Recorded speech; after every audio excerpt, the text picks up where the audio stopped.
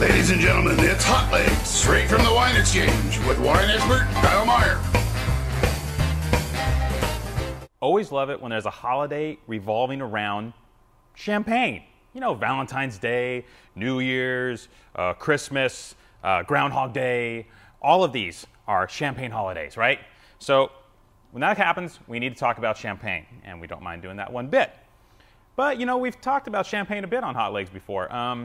Rosés and brewed and old vines and the whole vintage thing. So we're like, where's the angle? Where's the angle? You know, I don't want to talk about big corporate industrial champagne, as fun as it is.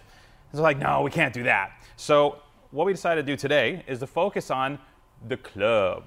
Not just any club. This is the special club, the Club Tresors de Champagne.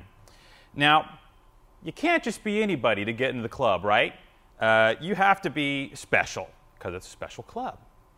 So what happens is, founded in 1971, this club focuses on 26 small, independent champagne growers now.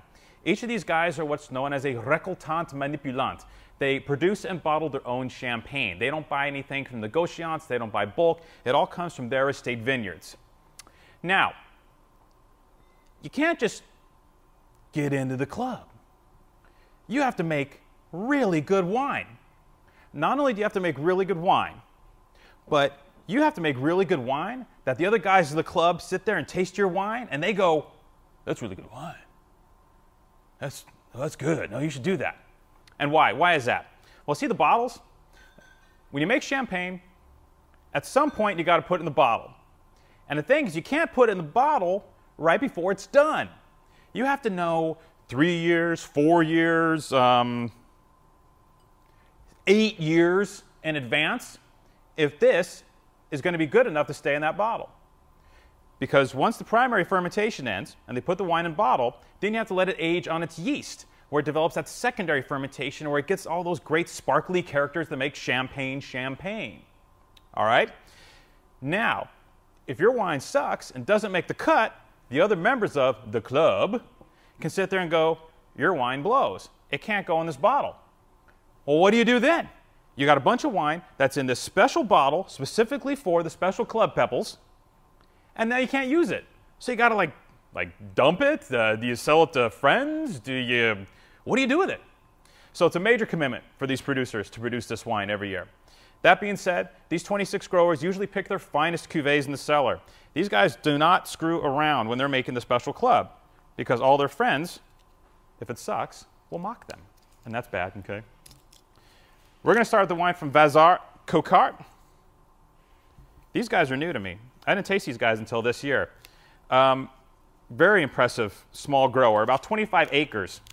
25 acres in Champagne is nothing, people. It is a backyard, okay? These guys are in a village called Shhhh. Shhhh. And this village specializes in Chardonnay.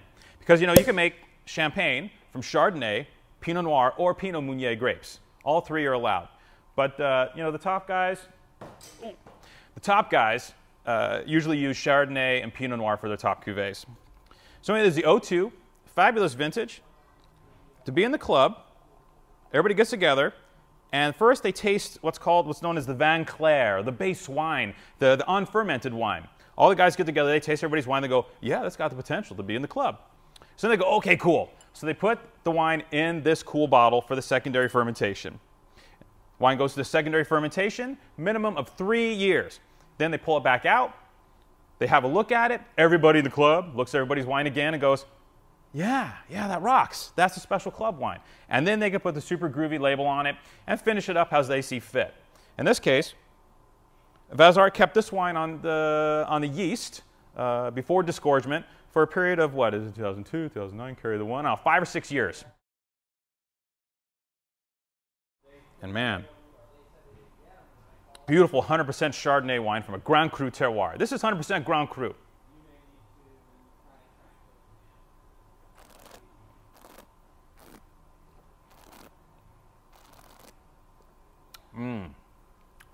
Cream.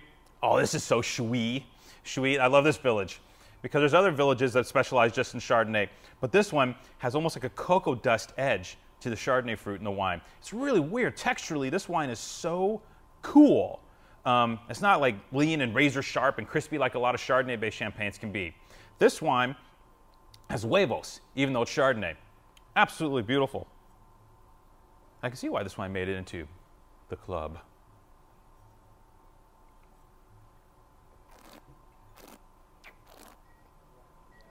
Name to watch, Vauzart Cocart. It's a little tough to say, but wow, you can drink buckets of that stuff.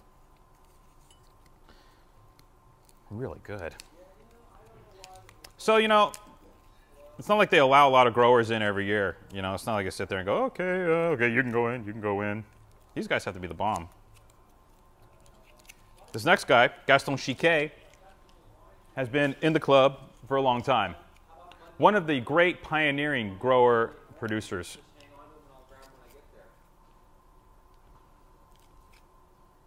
Love that. Now, a little difference here. 2002 from Vauzart. Gaston Shhh's wine, I believe, is a 2000. 2000. This was disgorged in 2008. So this wine spent 8 years on the lees, resting comfortably, till they thought it was ready to be in the club. Good question, camera guy. What's lees? Lees is the schmunz. It's the schmunz. It's all that yummy stuff. After fermentation, you know, the dead yeast, after the yeast die, they float to the bottom, and you got the sediment and all the other yummy stuff. And then what happens is these yeast, these dead yeast cells and stuff, they autolysize, and they what's the word? You know, they provide nutrition to the champagne. They develop the complexity in the wine. Every yeast is different because of all these different various terroirs and all these different places these wines are sourced from. So what it does is develop the inherent character of the champagne. And it makes sure that wonderful, when we talk about champagnes being doughy, like wonderful doughy character, that's from the yeast and the time it spends on the yeast. The longer these wines age in the cellars on their yeast before they pop the schmunz out and then rebottle it, recork it again, the more complexity these wines usually have. Gaston Shhh's wine, 70% Chardonnay, 30% Pinot Noir. The town of Epernay is one of the main towns in Champagne. Vauzart is just south of Epernay, and Shhh's just north.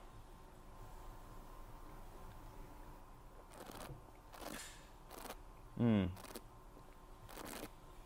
can taste the Pinot Noir. This wine has a little more of that red winey thing going on in it. Very rich, very round, very polished, but still light on its feet. Both these wines are very powerful styles for their respective villages, but there's a tenderness to them, a softness, a lushness, an elegance. Champagne's about elegance, right? There's wonderful elegance to both of these wines.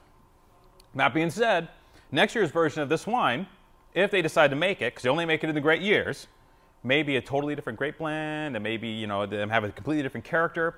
And that's the beauty of the Special Club. It's basically 26 of the top growers in Champagne putting their best foot forward to make the best wine they can. And when they do that, only when all their buddies say it's okay, can they wear the Special Club seal of approval. So if you're in the store looking around, these wines usually run around $60, $70 a bottle, which may sound like a lot when you talk about the top cuvee from some of the best growers in the best Grand Cru vineyards in Champagne, and you price that out compared to, oh, the guys that make like 1 million cases of $120 champagne. It's a steal. Look for the club. Cheers.